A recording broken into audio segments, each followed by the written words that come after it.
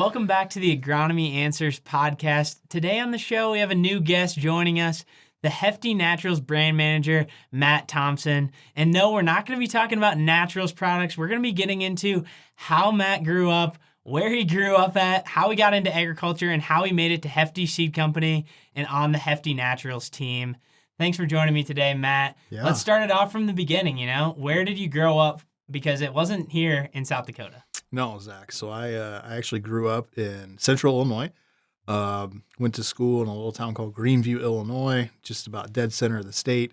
Had 18 students in my graduating class in high school, so I came from a super small class. Went the community college route, so I went to Lincoln Land Community College first. Then I transferred up to Illinois State, and I actually majored in grain marketing when I was at Illinois State. So kind of an interesting story there with that. But ended up working for a grain merchandising company in central Illinois for a couple of years, and then had an opportunity to go work for FMC. Spent 7 years with FMC, got to spend a lot of time in Illinois, lived a little bit in Philadelphia for a while, became a big Philadelphia Eagles fan while I was out there, and then gave me the opportunity to move out here in 2015, and I've been in South Dakota ever since. So talk about your experience getting into agriculture. I know you went to college for agriculture, but maybe that wasn't your whole life goal is to go into ag. What was your first starting point of, I want to get into agriculture, I like ag? Yeah, actually, a lot of people don't know this about me. So both my parents were in the cable TV industry. My dad ran a cable TV business, and my mom was the office manager of the organization. And I was involved in FFA. I did a lot of speaking. Did the competitions. I also did a lot of livestock judging when I was in high school. So that was kind of my start. My senior year in high school, I could have graduated earlier. I could have worked half days.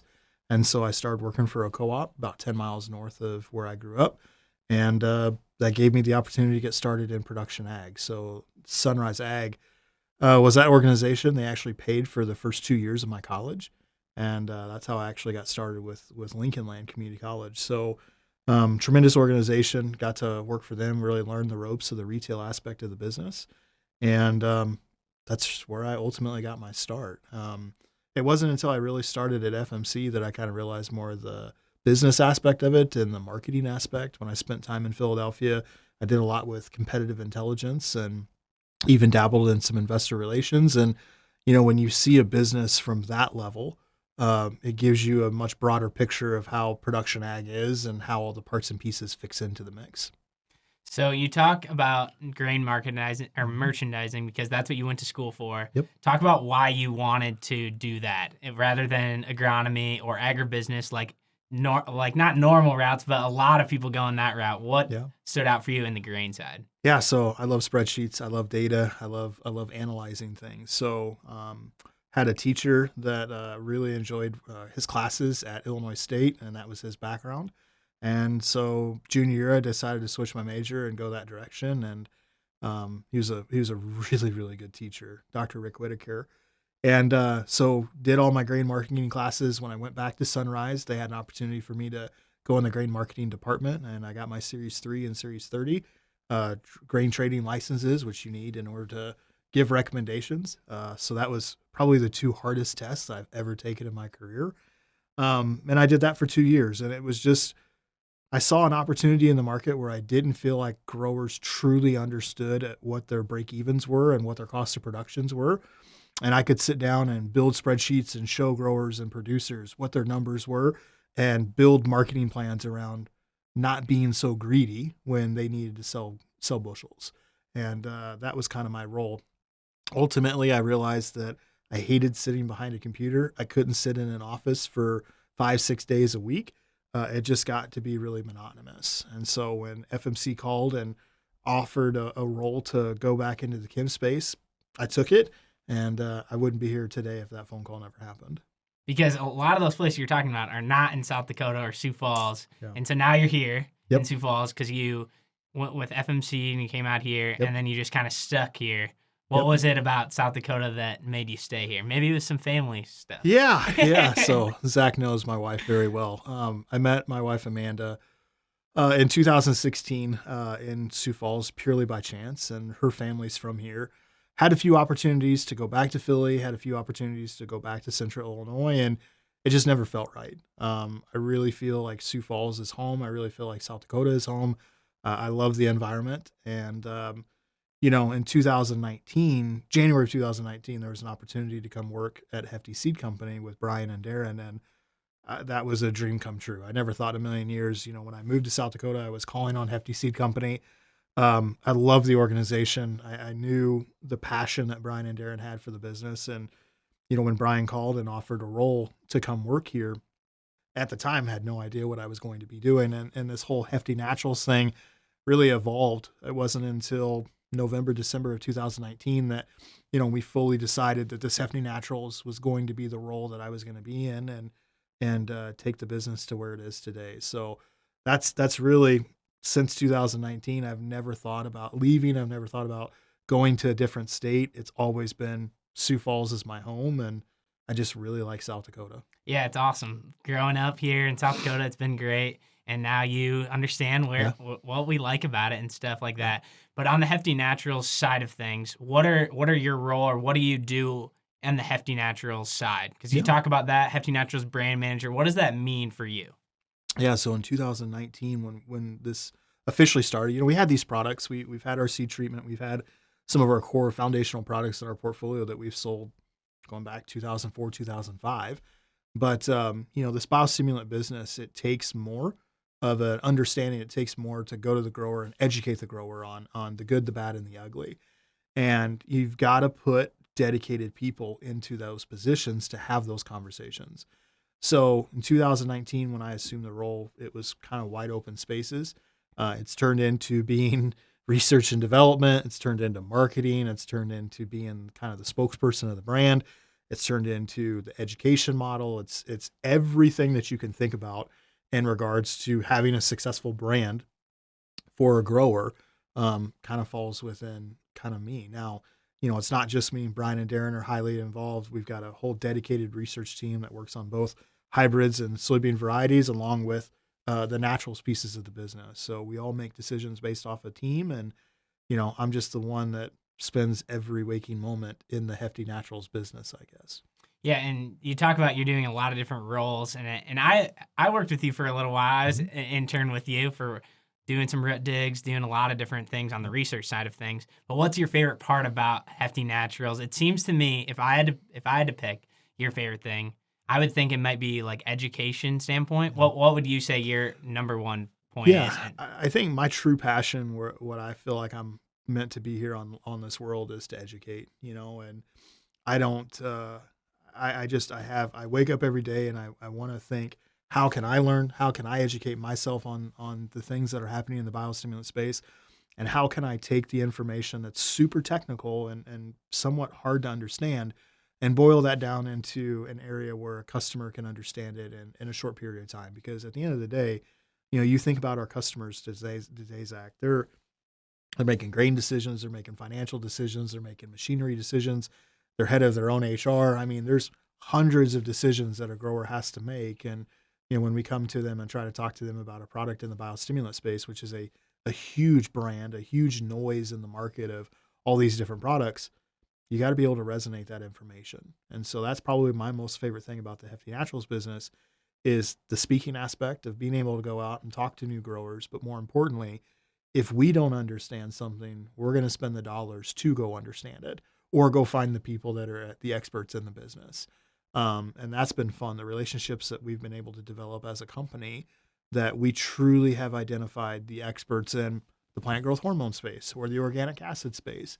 I would put our expertise up against anybody's in the business when it comes to understanding how these products fit and when to use them and when not to use them. Yeah, and we spend a lot of time on that research side and development side, but also we spend a lot of time talking to farmers and stuff like that too. So in your eyes, what's been one of the biggest things that you've learned from farmers, being out in fields, doing root digs, talking with farmers about what they need? What's something that you learned on the farmers side? Yeah, so what's really hard for growers to grasp when we talk about biostimulants is when you spray a herbicide, a dead weed means that product works, right?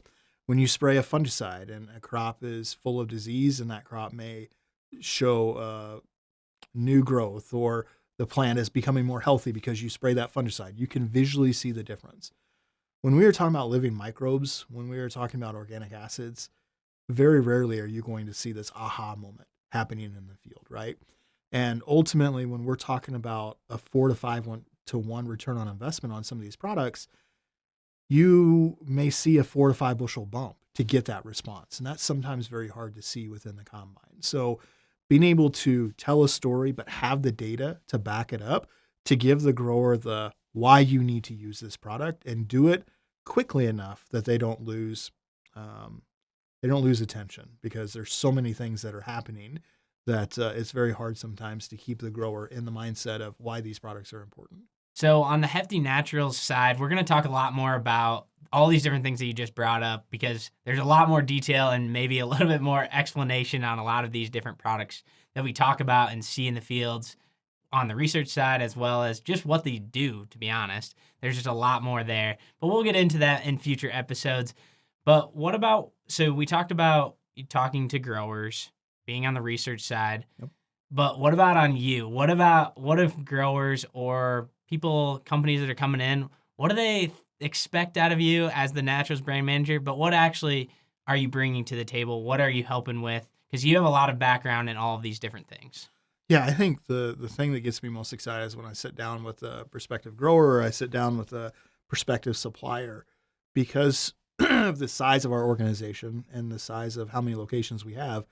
We are a place now where people are coming to us and asking us to look at their products or sell their products. And, sometimes they're different, but many times they're very similar to maybe some things that we've already seen in the past. So kind of having that investigative hat on and investigate kind of the background of where some of these products are coming from, and being able to connect the dots as to, oh, okay, I heard this from this person, but really this is the person where it came from. That's where I think our differences in the market is because we have such a grasp of people coming into our business, being able to connect the dots, and then it helps us tell that story better in the marketplace when a prospective grower may come to us and say, well, I'm already using this product as X, or I'm using this product as Y in your naturals portfolio. How does that match up? Because we have that reach, we're able to understand maybe some other products in our marketplace that maybe we don't support, but how we can potentially fit into that grower's operation. Yeah, and I'm excited because then we get to talk about this a little bit more on future episodes about different things like that. But I have a couple last questions for you. So if you weren't going to go into agriculture, which obviously you are and you love it, what else would you do, or what else would you want to do? That's a great question. I almost went to school for meteorology, so I could definitely see myself like being in front of a camera. I love weather. I love understanding how weather patterns work. So that would probably be an option. Option number 2 is I just like speaking. So any opportunity that I can get to be in front of a crowd, being able to do a public speech of some sorts, I may end up in government someday. You never know. I could be the next president of the United States. No, I'm kidding. But, I've always enjoyed being in front of people, and I've always enjoyed, trying to go out and be better, number one, but help other people around me be better too. Yeah, and it's helped. You've taught me a lot, and the other like younger agronomists. Obviously, all the agronomists, but you spend a lot of time with the younger agronomists, teaching them and training them in front of them. And there's a lot of good information. And it seems like it's you're going one step further on a lot of the behind the scenes, like background stuff, to help. Well, not dumb it down, but kind of, so it makes it easier for us to like understand what we're actually seeing. Yeah.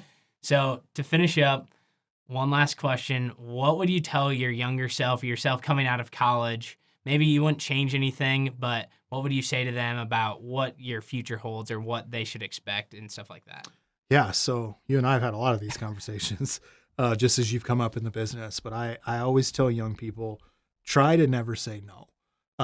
I come from a small town, would have never guessed a million years that I would have ended up in Philadelphia. And I look at the opportunities that I got because I was in Philly, and the access that I got by being in corporate. It would have never allowed me the opportunity to move out to South Dakota, and the role that I'm in today. Be willing to travel, be willing to relocate. It doesn't mean that you have to live your whole life in those particular areas if you have to move or relocate, but the understanding and the network that you're going to gain is going to pay dividends down the road. And I look at people that have relocated, the people that have done different things. You can use those experiences for the role that you're in today. So I always try to tell young people, try to not say no when new opportunities come up. Our organization's a little bit different because we're pretty localized to the states that we're in. But if you're in a corporate environment, there's a reason why people are wanting you to relocate and go to different areas. Think about it. Take the opportunity. Yeah, this has been great stuff, Matt. I appreciate you sharing about your story from going from Illinois all the way to South Dakota. Yeah. It's been fun. Thanks for being a part of it and being part of this episode. You bet. And thank you for watching or listening to this episode of the Agronomy Answers podcast. Be sure to like and subscribe and join us on the next episode of the Agronomy Answers podcast.